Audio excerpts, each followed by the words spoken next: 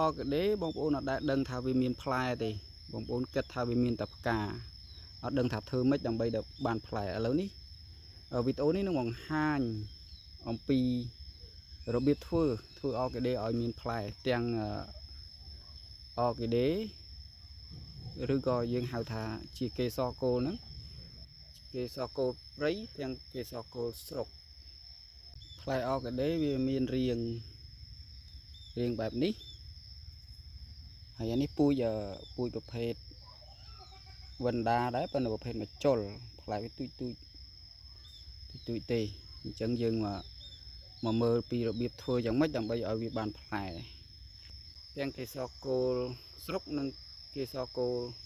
បង្កាត់ក៏យើងអាចយកវាមកប្រកាត់គ្នាដើម្បីឲ្យមានផ្លែបានដែរអញ្ចឹងកេសរកូលប្រភេទណាក៏យើងអាចផ្សំវាទៅផ្សំកេសរញីកេសរឈ្មោលចូលគ្នាទៅក៏វាអាចបង្កើតផ្លែបានដែរអានេះកេសរកូលលំពេងបារាមអានេះកេសរកូលពុកមាត់ព្រាមកេសរកូលព្រៃយើងផ្សំវាទៅឥឡូវវាបានផ្លែហើយនេះពួកវណ្ដាពួកស្នែងជៀមនេះពួកកតុយត្រីកេសរកូលព្រៃដែរយើងផ្សំមកជាប់បានច្រើនមែនតើនេះសឹងថា 100% តែម្ដងនេះឥឡូវដើម្បីឲ្យងាយឲ្យបងប្អូនមើលងាយមើលច្បាស់ខ្ញុំយកកេសរកូលប្រភេទបង្កាត់ហើយប្រភេទលក់តាមទីផ្សារហ្នឹងដើម្បីយកមកធ្វើបង្ហាញបងប្អូន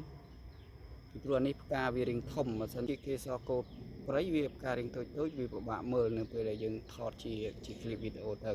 អញ្ចឹងអានេះខ្ញុំយកផ្កានេះផ្កាកេសរកូលស្រុកយកមកបង្ហាញបងប្អូនប្រភេទផ្កាបែបណាក៏បានដែរគឺយើងអាចធ្វើបានទាំងអស់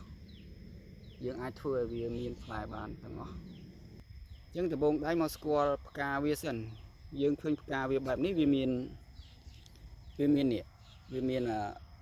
ស្រទាប់នេះស្រទាប់ផ្កានេះ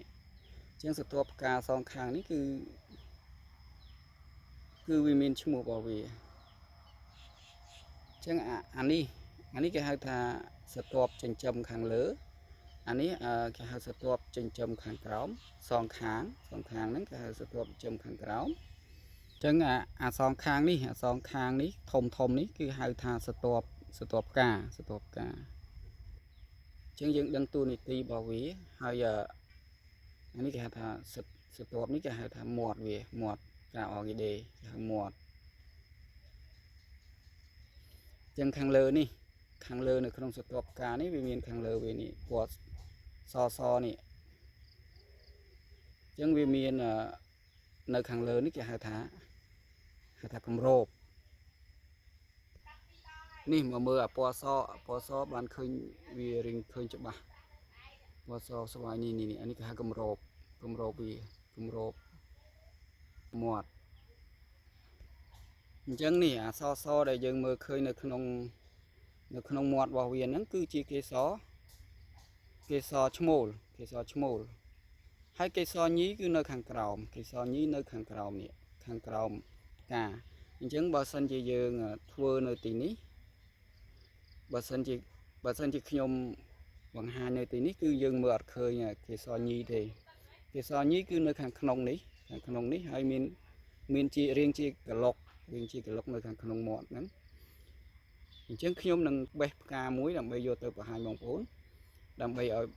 បងប្អូនមើលឲ្យច្បាស់ហើយងាយស្រួលក្នុងការធ្វើដោយផ្ទាល់ខ្លួនឯងហ្នឹងហើយនេះឧបករណ៍យើងងាយទេនេះឈើទូចមួយមកឈើអីក៏បានដែរតែយើងគិតថាងាយស្រួលខ្លួនឯងមកយើងឆ្កឹះវាមកនេះឆ្កឹះវាឆ្កឹះទៅហើយនេះឆ្កឹះវាមកហើយយើងយកវាមកតម្លាក់នៅខាងក្រោមនេះ nơiខាងក្រោមនេះហាញគេសញីនេះនៅខាងក្រោមនេះ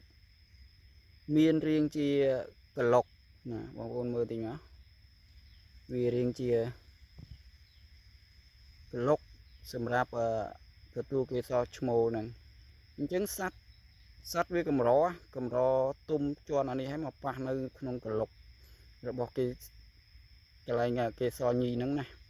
អញ្ចឹងទើបយើងដាំអ័រគីដេគឺថាកម្រនឹងមានផ្លែវាកម្រណានៅពេលដែលសត្វអាចជួយผสมកេសរបានអញ្ចឹងហើយបានអ័រគីដេភាគច្រើនឬក៏កេសរគោលយើងភាគច្រើនគឺថាដាំហើយបានតែផ្កាអត់មានផ្លែទេអញ្ចឹងរបៀបผสมគឺយើងកេះពីគម្របនេះមកយើងហៅគម្របរបស់ផ្កាអានេះមាត់អញ្ចឹងយើងកេះវាបន្តិចមកហើយយកវាជាប់នឹងឈើអញ្ចឹងមកយកវាទៅញុកប៉ប់ជាមួយនឹងកន្លែងក្លុកហ្នឹងក្លុករបស់កេសរញីហ្នឹងហើយវាមានកន្លែងក្លុករបស់កេសរញីហ្នឹងយើងញាត់វាឲ្យពេញអញ្ចឹងមកញុកទៅគឺថាវាស៊ីគ្នាតែម្ដងវាស៊ីគ្នាជាប់គ្នាតែម្ដងវាអត់ជ្រុះទេវាជាប់គ្នាតែម្ដងព្រោះកន្លែងក្លុកកេសរញីដូចមានជាសារធាតុសំណើមគឺយើងដាក់ប៉ាប់ទៅជាប់ហើយគឺអញ្ចឹងហ្មងអញ្ចឹងនៅពេលដែលយើងដាក់ប៉ុណ្ណឹងគឺរួចស្រេចហើយការผสม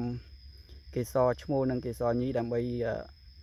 ដាំកេសរគោលឲ្យមានផ្លែគឺយើងធ្វើតែប៉ុណ្ណឹងទៅគឺរួចរាល់ហើយឧបករណ៍យើងតែប៉ុណ្្នឹងឯងនេះមានតែឈើមួយអញ្ចឹងមក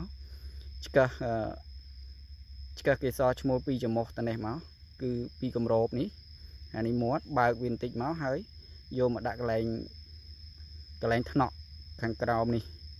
អញ្ចឹងប៉ុណ្ណឹងជាការស្រេចនឹងមានផ្លែហើយ